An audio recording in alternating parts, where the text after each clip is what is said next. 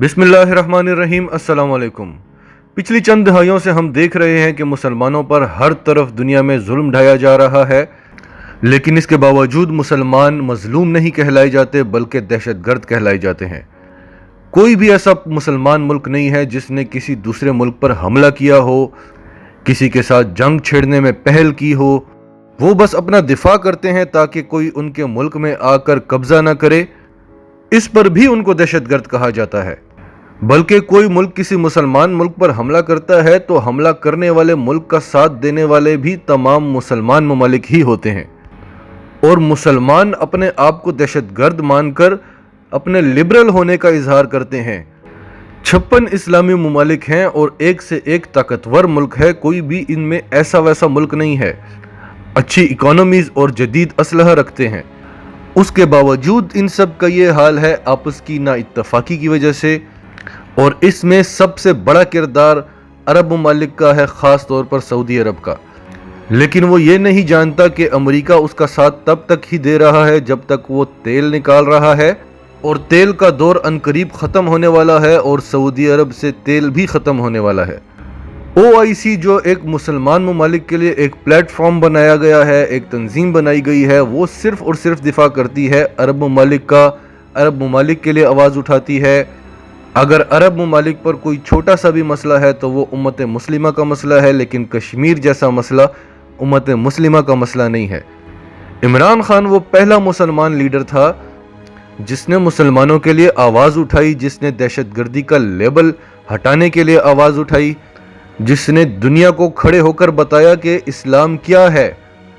और ये जो मुसलमानों के ऊपर दहशतगर्दी का लेबल लगता है, ये सिर्फ और सिर्फ इस्लामोफोबिया है, क्योंकि पाकिस्तान से बेहतर कोई भी नहीं जान सकता था कि मुसलमानों को दहशतगर्दी का लेबल कैसे लगाया गया।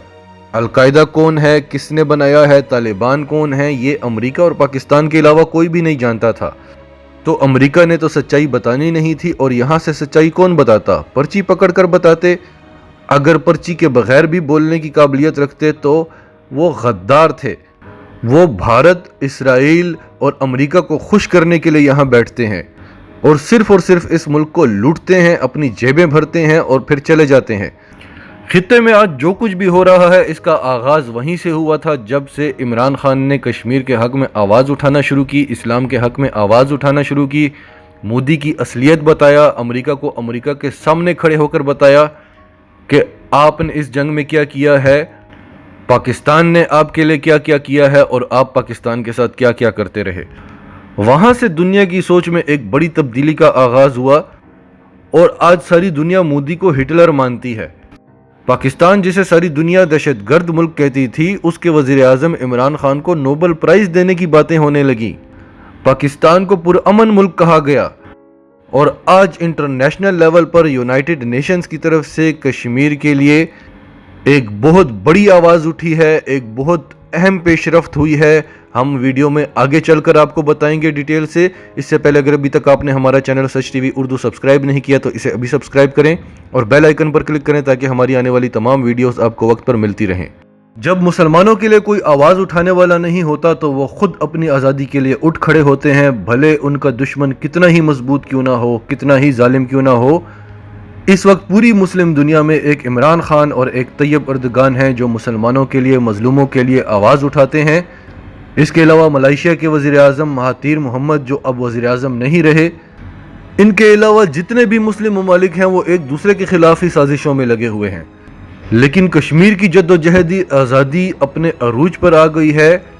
जब मोदी की हुकूमत आई थी तब ही हमने आपसे कहा था कि अब पाकिस्तान को कुछ करने की ज़रूरत नहीं पड़ेगी, जो कुछ भी करेगा मोदी खुद करेगा।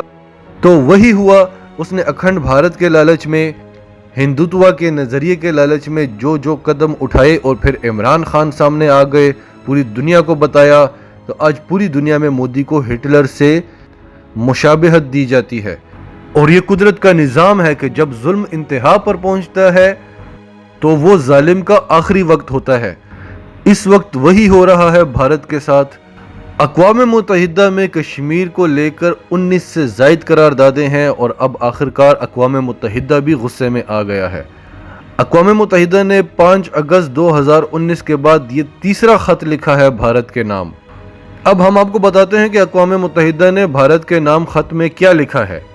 اقوام متحدہ نے بھارت کو کہا ہے کہ 5 اگست کے بعد کشمیر میں جتنی بھی انسانی حقوق کی پامالیاں ہوئی ہیں ان کی تحقیقات کرائی جائیں۔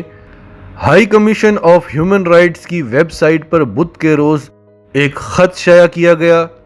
اس خط میں جموں کشمیر میں کشمیر کی جو خصوصی آئینی حیثیت ہے اس کی منسوخی کے بعد مواصلاتی نظام، گرفتاریاں اور دیگر انسانی حقوق کی خلاف ورزیاں کرنے پر تفصیلی طور پر تبصرہ کیا گیا ہے، اور یہ خط اس سال 4 مئی کو بھارت کو بھیجا گیا تھا، لیکن یہ منظر عام پر نہیں لایا گیا اور اب یہ ویب سائٹ پر شائع کر دیا گیا ہے۔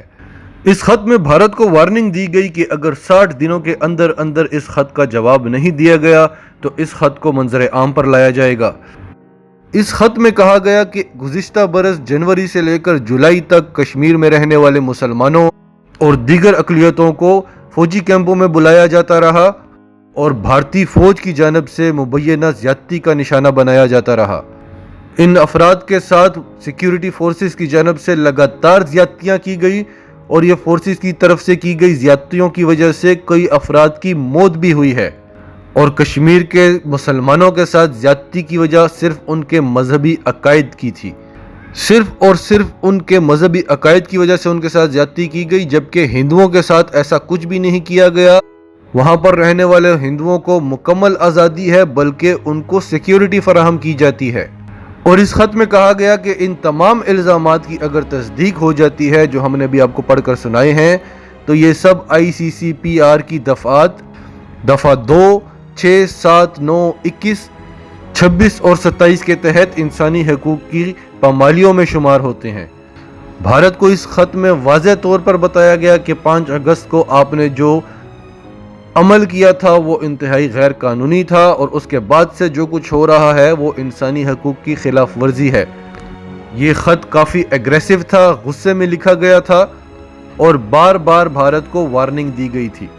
اس کے علاوہ جو اقوام متحدہ کے نمائندہ خصوصی ہیں ڈیوڈ کائی، انہوں نے جنیوا میں اقوام متحدہ کے 44ویں اجلاس میں کہا کہ بھارت ظلم کر رہا ہے، مسلمانوں پر ظلم ہو رہا ہے اور بھارت ظلم و بربریت کا نشانہ بنا رہا ہے، انہیں گرفتار کر رہا ہے، عورتوں کی عصمت دری کرتا ہے۔